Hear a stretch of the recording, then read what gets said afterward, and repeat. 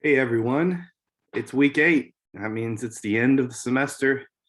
Um, it just goes by so fast every time, and I I hope you're feeling satisfied with where your project ended up. I'll be finishing grading those today and maybe tomorrow, but I'm hopeful to get them all graded today. That way you know where you stand heading into the last week. Um, so this final week we have two final projects or assignments. They're called, one's called a project, but it's really short. And essentially, basically, what I want to do is walk you through those today and let you know if you have any questions, you can let me know. So, both the discussion board that we're going to work on this week and also your second project all have to do with reflection and sort of thinking about your process and the revision process. Um, so let's jump into it. So the very first project or assignment you're going to do this week is your last discussion board. Um, and this worked just the way it has in the past. So essentially, for your initial posts this week, and those are due by Thursday, again, as normal, you want to describe what you think are the elements of an effective argument and then indicate how you think you might use specific writing styles or choices that you learned about in this class to create effective arguments. So that's your initial post. It's due by Thursday. Again, full paragraphs are expected on this. If it were to me, I would probably indicate 1 to 2 full paragraphs. Obviously the first one is probably gonna be shorter than the second, or one really long paragraph, I guess, works as well. So, and then for your peer responses, you need 2 of those again by Sunday night. You're going to offer ideas on how the writing styles or choices your peers presented might be strengthened in a persuasive writing context, or you're going to offer additional persuasive writing styles or choices your peer might consider. All right. And that's the discussion board. It's located in the same place. Click on discussions, you click for 8.1 persuasive writing and go from there. The final project for the term involves feedback and revision.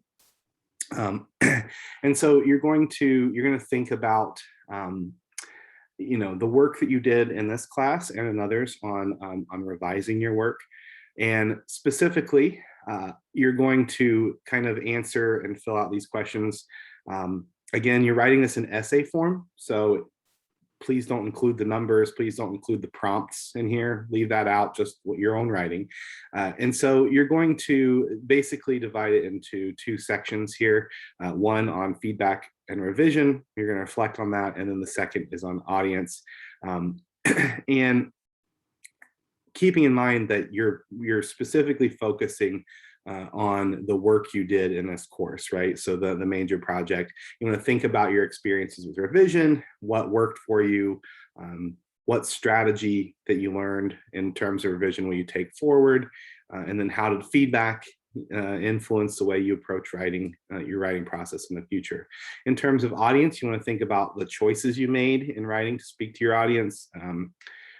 What potential audiences might you be speaking towards in the future, and then what questions will you ask about your audiences in the future to help you connect.